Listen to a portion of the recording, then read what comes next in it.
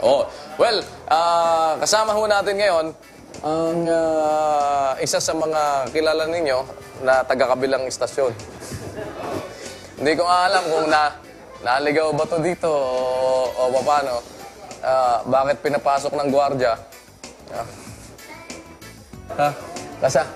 Sama ho natin. Hindi ko alam bakit pinapasok ng gwardiya to dito. My long-lost friend, Chairman of the Optical Media Board, Edu Manzano. Mr. Chairman,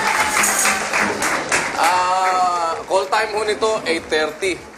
Nung nalaman ko ikaw ang makakasama ko ayaw ko sana pumunta Oo bigla ako nagkaroon na napakaraming gagawin. Oo nga, bigla dami kang interview. Pasensya ka na kaibigan, meron din tayong katapat na show, yung Umagang Kay Ganda. Oo nga natapos. Pero lalong gumanda yung araw ko nung nakita kita. Oo nga, ganun ha? Oo, At lumipat na yung mga nanonood ngayon. Wala nang nanonood doon. Dito na lahat. Dito. Pati buong live audience namin, kasama ko lang ngayon. Ganun ba?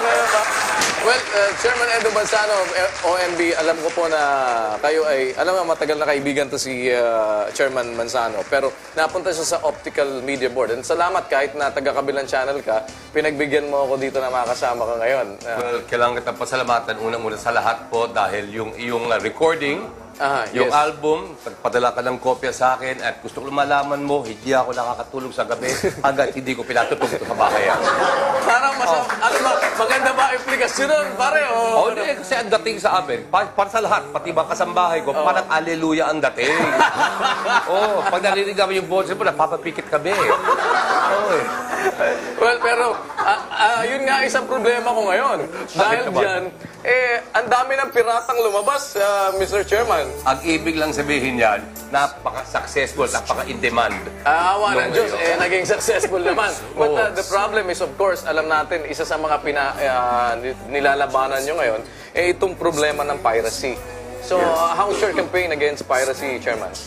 Well, kaibigan Daniel, kuya kasi alam mo, pinagpapasayan namin yan sa mga ilang mga statistics, no? O mga pag-aaral na ginagawa ng iba't ibang mga ahensya. Katulad po nung sinasabing yung paghaharap po namin sa problema ng pamimirata. Noong 2005, tulad ng pelikulang Pilipino, ang kinita ng pelikulang Pilipino ay nasa 1 bilyong piso. Mababa yun kung ikukumpara dun sa nung mga 90s, late 90s na. At noong 2006, tumaas mula 1 billion, naging 1.4 billion. So tumaas na 400 million. And then ang Philippine music industry, ang local, ay tumaas ng 22%.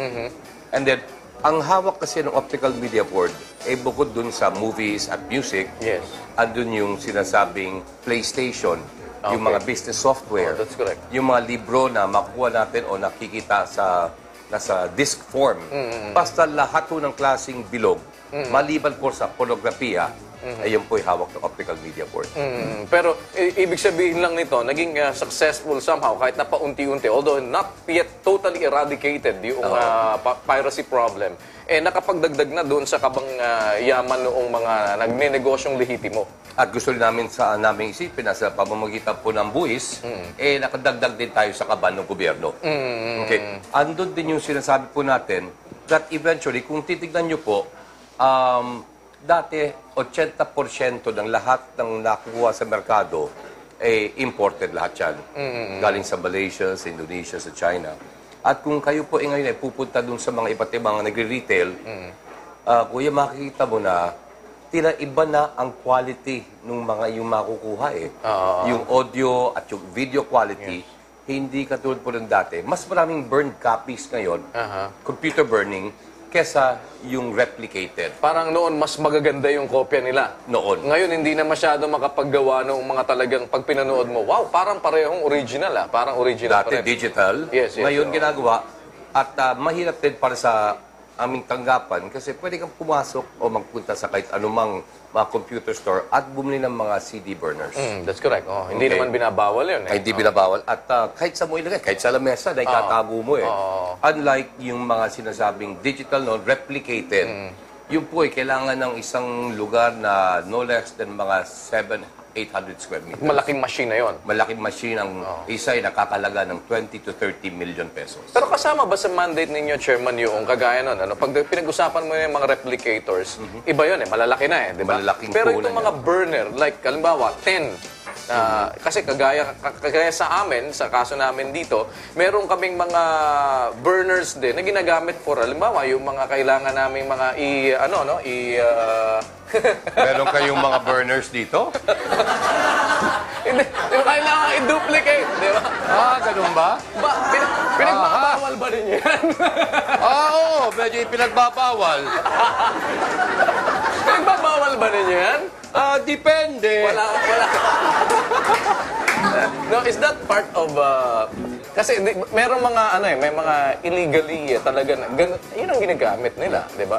No, Kuya Daniel, yung basehan po namin dyan, kung sakali halimbawa, produkto mo, like in your case, yung album mo, Yes, oo. kung ginawa mo na sila yung mga kopya yan, Oo.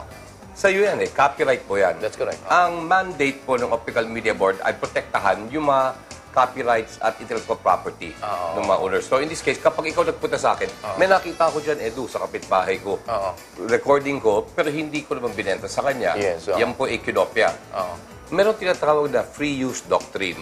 Kung halimbawa mga learning materials para sa iyong pag-aaral, Yes, so pwede yung iba nag-download sa computer, hindi na namin hinuhuli yan.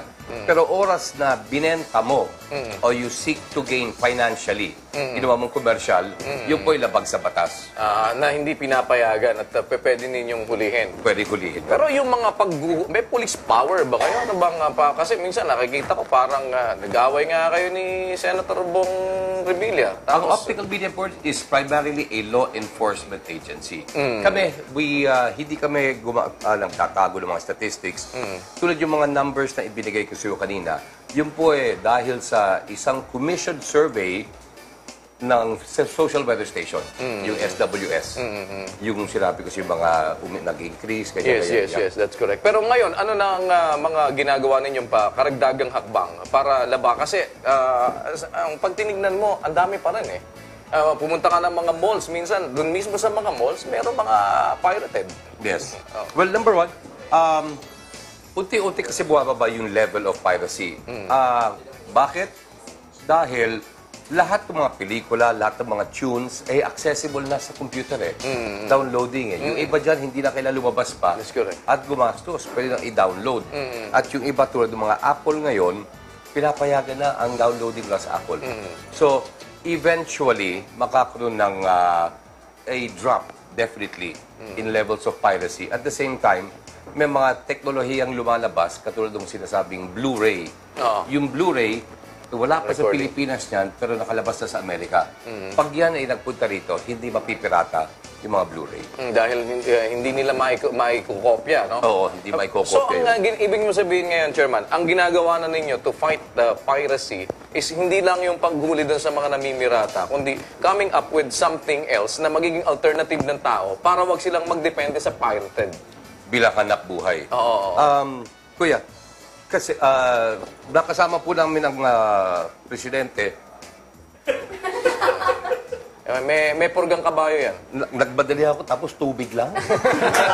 Tapos ikaw, nakaano ka? Ano yan? Hoy, sa'yo na yan. Ba't wala akong ganyan? Gusto ko juice din. Ano to? Wala ba ako karapatan mag-juice? Ganyan pag taga-kabilang channel